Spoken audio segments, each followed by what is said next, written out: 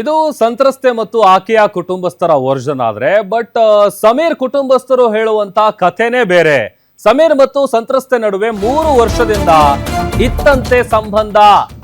ನಮ್ಮ ಮನೆಯ ಫಂಕ್ಷನ್ಗೆ ಸಂತ್ರಸ್ತ ಯುವತಿ ಬಂದಿದ್ದಾರೆ. ಸಮೀರ್ ಜೊತೆಗಿನ ಸಂಬಂಧದ ಬಗ್ಗೆ ಆಕೆಯ ಪೋಷಕರಿಗೂ ಕೂಡ ಗೊತ್ತು. ನಮ್ಮ ಜೊತೆ ಶಾಪಿಂಗು ಕೂಡ ಆಕೆ ಬಂದಿದ್ದಾಳೆ. ಇದು ಸಮೀರ್ ಕುಟುಂಬಸ್ಥರ ವರ್ಜನ್ ಇದು. ಆದ್ರೆ ಈಗ ನನ್ನ ತಮ್ಮನ ಮೇಲೆ ಹಲ್ಲೆ ಮಾಡಿ ಅಪಹರಿಸಿದ್ದಾರೆ. ಯುವತಿಯ ಆರೋಪಕ್ಕೆ ಸಮೀರ್ ಅವರ ಸಹೋದರಿ ರಿಯಾಕ್ಟ್ ಮಾಡಿದ್ದಾರೆ. ಅವ್ರೇನ್ ಹೇಳ್ತಾ ಇದ್ದಾರೆ ಅದೆಲ್ಲ ಸುಳ್ಳು.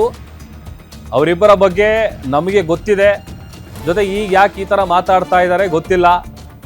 ಯುವತಿ ಏನ್ ಆರೋಪ ಮಾಡ್ತಾ ಇದ್ದಾರೆ ಆ ಎಲ್ಲ ಆರೋಪಗಳಿಗೆ ಸಮೀರ್ ಅವರ ಸಹೋದರಿ ರಿಯಾಕ್ಟ್ ಮಾಡಿದ್ದಾರೆ.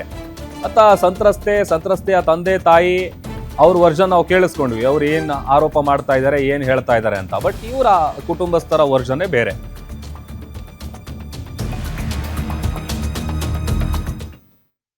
ರೀಸೆಂಟ್ಲಿ ಗೋವಾಗೆ ಹೋಗಿದ್ರಿ ಇವರು, ನಮ್ಮ ತಮ್ಮ ಮತ್ತು ಖುಷಿ ಅವ್ರ ಪಪ್ಪ ಬಂದು ಡ್ರಾಪ್ ಮಾಡಿ ಹೋಗ್ಯಾರ್ರಿ ಅವ್ರಿಗೆ. ಸೊ ಇಷ್ಟೆಲ್ಲ ರಿಲೇಷನ್ಶಿಪ್ನಾಗ ಇದ್ರೂ ಇವ್ರ ಸಮಾಜದವ್ರಿಗೆ ಏನು ಗೊತ್ತಿಲ್ಲ ಫೋಟೋಸ್ ಎಲ್ಲ ಬಗ್ಗೆ. ಇದಷ್ಟೇ ಇಲ್ಲ, ನಮ್ಮ ತಮ್ಮನ ಫೋನ್ ತೊಗೊಂಡಿದ್ದಾರೆ ಅವ್ರು. ಅದು ಫೋನ್ ಓಪನ್ ಮಾಡಿರಿ, ಅದರಲ್ಲಿ ಚೆಕ್ ಮಾಡಿರಿ ಇವ್ರದೆಲ್ಲ ಫೋಟೋಸ್ ಪಿಕ್ಚರ್ಸ್ ಎಲ್ಲೆಲ್ಲಿ ಹೋಗಿದ್ದಾರೆ ಇವರು ಎಲ್ಲ ಐತ್ರಿ ಅವ್ರದ್ದು. ಆ ಹುಡುಗಿನ ಮನೆ ಬೆಳಗ್ಗೆ ಹೋಗಿದ್ವಿ ನಾವು. ಸೊ ಬೆಳಗ್ಗೆ ಐ ಥಿಂಕ್ ಅರೌಂಡ್ 7 o'clock ಈಗ 7 ಗಂಟೆಗೆ ಕಿಡ್ನಾಪ್ ಮಾಡಾರಿ ನಮ್ಮ ತಮ್ಮಾಗ. ಓಕೆ, ಎಷ್ಟು ಜನ ರೀ? ಅವ್ನು 24 years old.